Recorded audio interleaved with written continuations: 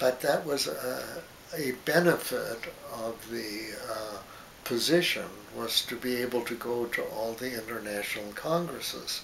This was the position at that point would have been the head of blood, right? This was before you got to the FDA. Yes, that was 1974.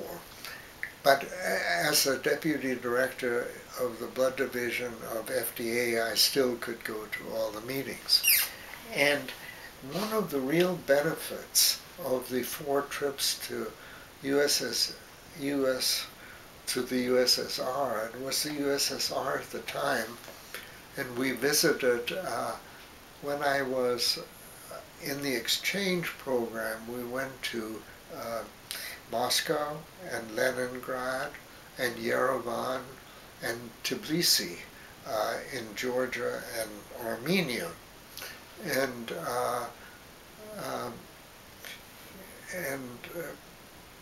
perhaps I should say something about that as a separate vignette, because but I want to, the reason we had the exchange, it became known that I know something about the Soviet Union and their blood bank practices.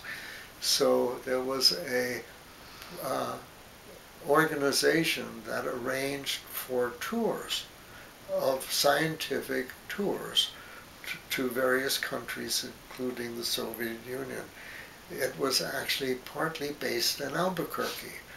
And so they asked if I would lead a group of physicians and their wives on a tour of the Soviet Union and visit their blood establishments. And I accepted that, and was able to take my wife and my wife Eve and my kids if they wanted to go. And 2 out of the 3 decided they really wanted to go. That was Carol and Lori. And I must say there were 42 people on that trip. And without Carol and Lori and Eve, I couldn't have managed. We had one couple that was who was an attorney and his wife, who were on a previous tour but couldn't make it, had to cancel. And they were, an attorney and his wife were part of our group. And our guide was a lovely woman named Irene. And I remember her, gorgeous. She was gorgeous, beautifully dressed. Brilliant, yes. All of her life, she had been out of the Soviet Union only one day in London. But we had a wonderful relationship, she and I. And she had this lovely way of always beginning her sentences or explanation by saying, "You will remember, of course, that this is what happened." None of us, of course, had ever heard any of this. And one of the very special things that came out, I actually gave about 35 lectures.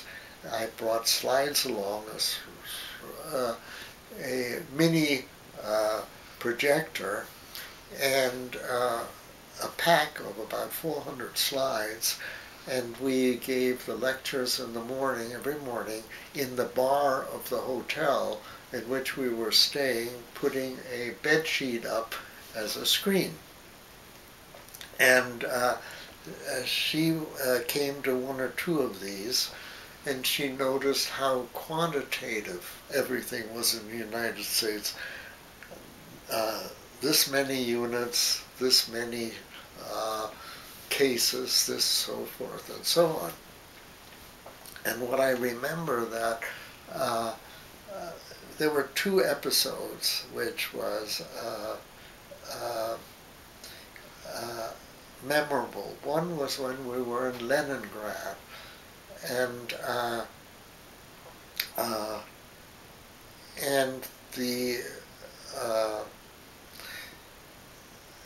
we got to see a ballet, but it wasn't the Bolshoi.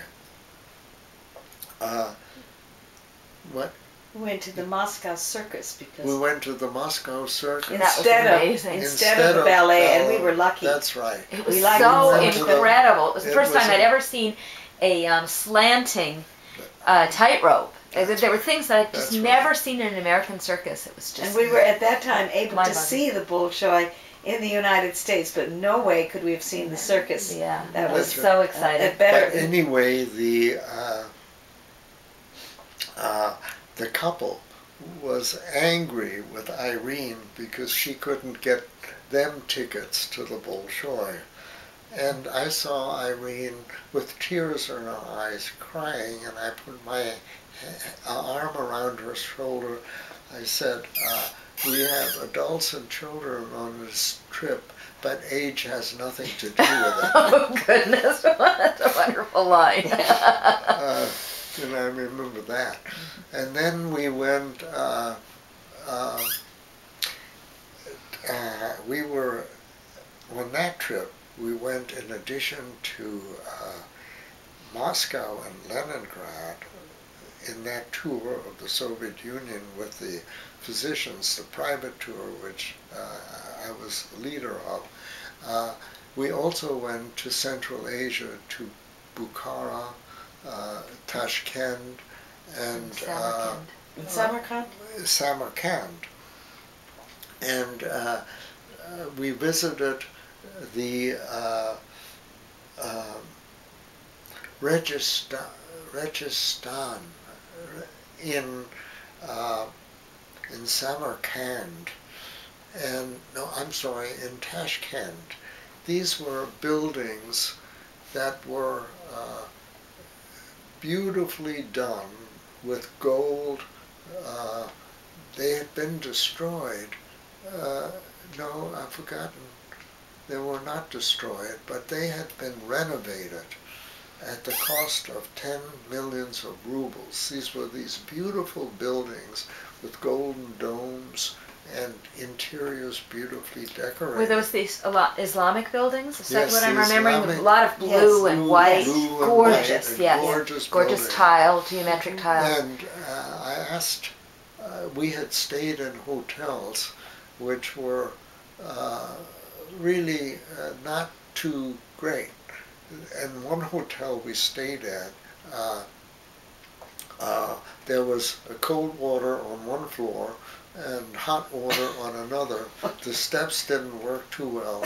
The toilets didn't have full seats, and the shower went into the toilet.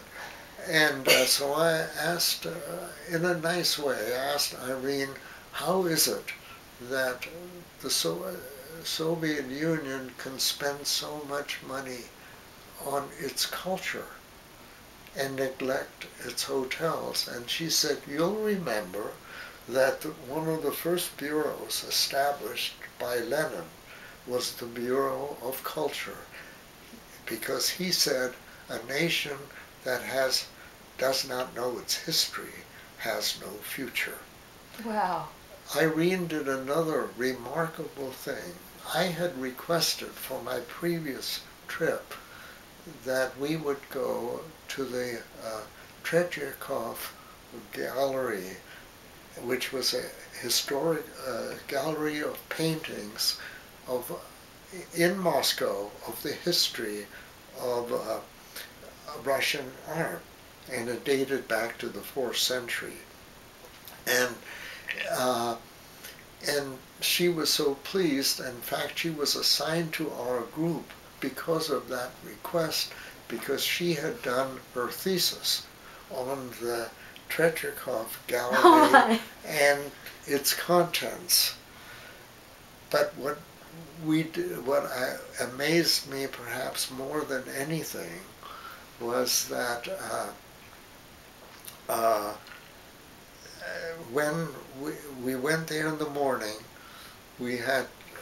our group was able to have priority to come in, which embarrassed me some because the Russians were waiting in line. I remember that. And but she showed us the exhibit. Then we had lunch, and then we went across the street to the Russian Air and Space Museum. and she was the docent to guide us through that. And it impressed me that there are very few docents in the United States who could do an art museum and the Air and Space Museum on the same day, at the same time, and the same person.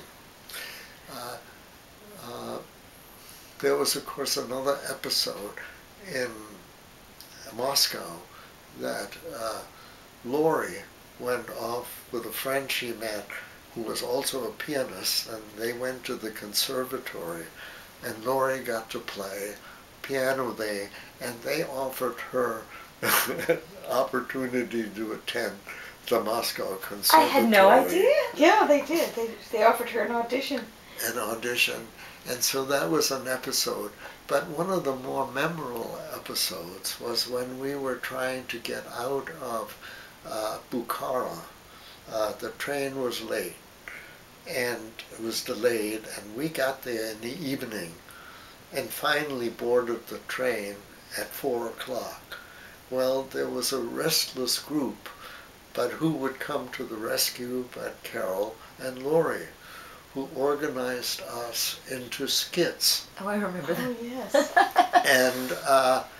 And one of the skits involved Irene.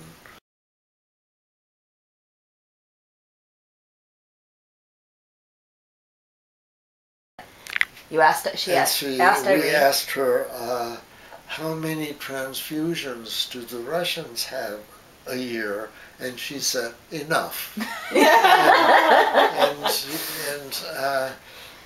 And then we asked her about the cadaver blood program, and which had been one of the things we had looked at, which had then stopped. And says, what about the cadaver program? And she says, well, Russians don't die. And it was a cute, and because of that, there was really attention of the group, and what Laurie and Carol did was just marvelous in the way they related to the people who organized the skits. And so we spent from about 10 to 4 in the morning in the Bukhara station before we I forgot where we took the train to catch a plane. And that was another memorable activity there. I remember one too. Great. Look at that. I don't know what I look like. You look fine. When we were in one of the Central Russian republics, I guess they are. I don't know which one it was, because to be honest, they all kind of melded in my mind, Samarkand and Tashkent and Bukhara. But I think it was Laurie and I that toured a farmer's market. Was it Laurie or was it you, Carol? I was at a farmer's market. Well, in any case, you both might have been there. One of the farmers was very generous and offered us a taste of one of his melons, and we nodded appreciatively. And he insisted on giving us the melon, and he refused any kind of payment for it. And I had brought along some things from America to give as gifts to the local people, and I had been told ahead of time that they loved things that had American writing, English writing on them. And the thing I had happened to have in my pocketbook that day was a headband I had gotten from the tennis club to which I had been in which I was a member at the time, and it was wrapped in cellophane. It was brand new, and it inscribed in the headband was it must have, I'm sorry, it wasn't from the tennis club, it was from the blood bank. Inscribed on the headband was, "I gave blood, no sweat." And I got so much pleasure out of thinking about the fact that this farmer, even if he ever found anybody who could translate this for him, would never have the faintest idea what it meant. That's very cute. That's funny. Do you remember that? Yeah, I do. I don't know if I remember that exact thing, but I remember going through the market, and I remember you giving things, little things like that, and Yes. and how much people enjoyed them. That Yeah. they really were very popular. And it was speaking of enough dad. I was remembering that they were pretty. When you were on the tour, I remember you saying that you got a lot of good information most places. That the only place you didn't, I think maybe it was Tashkent, because they were supplying blood to Afghanistan. There was a place that they wouldn't give you numbers of units and stuff like that because it was something to do with the war then? The war was going on in Afghanistan? I don't think the war had started yet. Maybe it did. Maybe You're probably right. I don't know. I don't know if it was Tashkent, that. but I do know it was happening on that trip. But I do remember one, we went,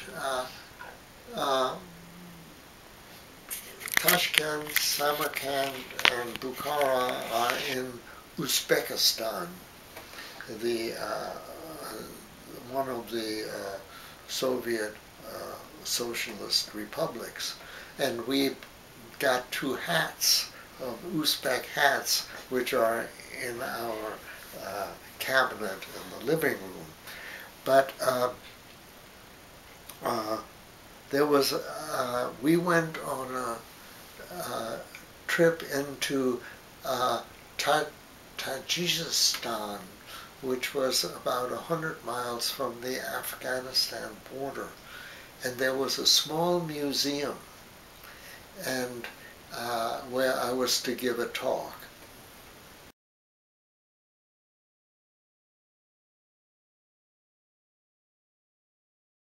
I'll tell you why I know. It's 1984. It was in 1984 that we went in the trip to the Soviet Union. That's the one that we did with the family. With the family, and it was the same year that of the Munich meeting. But the reason I remember it is that before that I was in Rapid City. North Dakota? South Dakota. South Dakota. And which is near the Mount Rushmore. President's Mount Rushmore? Mount Rushmore. And I visited Mount Rushmore with the executive director of our blood center in Rapid City. And I thought it would be kind of gross to spoil nature with presidents' heads. But when I was there, I was in awe. It was beautifully done, dignified, wonderful. And I took slides from there, bought them in there of the mountain, and I had some slides taken. And I took those slides along on that lecture to the Tajikistan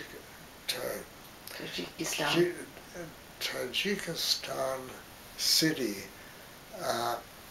I forgot what the name was. Maybe it was Tajikistan. Not important. I do remember that the toilets were outdoor and you squatted over holes. I remember that too. In fact, I think that was the same kind of toilet that they had by those beautiful blue and white and gold. Probably so. That you had this magnificent architecture and holes in the that museum knew the names of the presidents on which I showed on Mount Rushmore. That is amazing. And I would tell you that I would have those slides, show them in America, or without the slides, there would be very few students who knew the presidents on Mount Rushmore.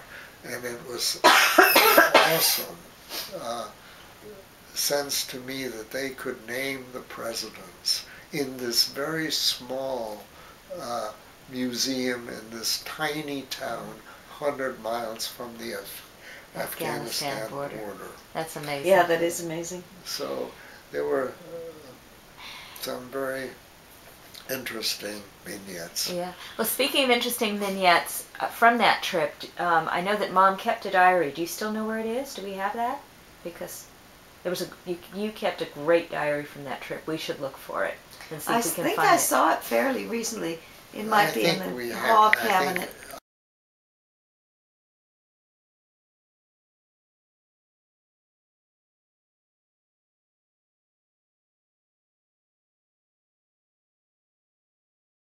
One other memory, and maybe it's flawed, but as I recall, Eve, that you jogged in Moscow. Yes. And somebody followed you and wanted to buy your jeans. Exactly. And that they wanted to follow you into the hotel, get you changed so that you could buy your jeans. Except it wasn't blue jeans, because we were told in advance not to bring blue jeans. They were too valuable a commodity.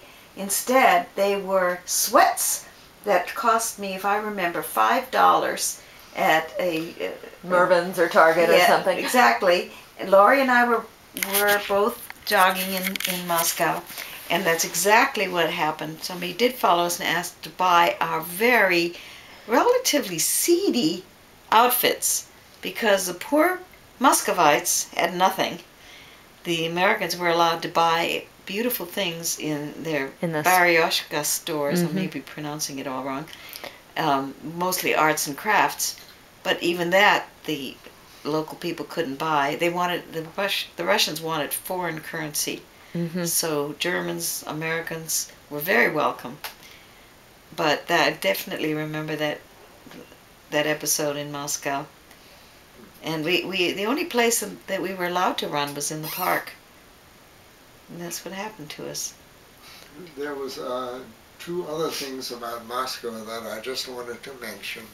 One was that as a going away present, Irene gave me a catalog of the Tretyakov Gallery, which contained a lovely inscription that brought tears to my eyes. And it's one of the books that I don't want lost, because it's a true treasure.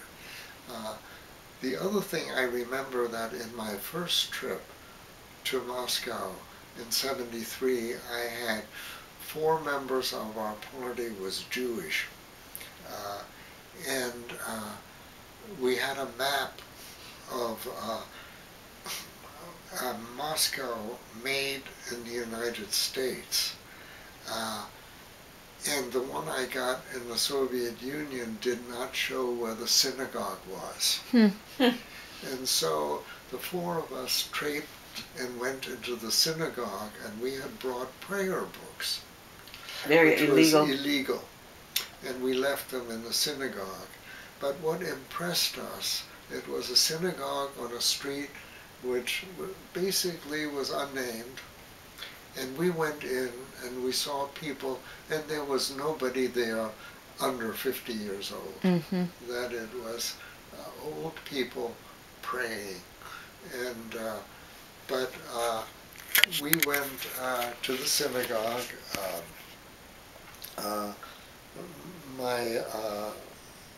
My group was a wonderful group, and right now all the names escape me, but as soon as this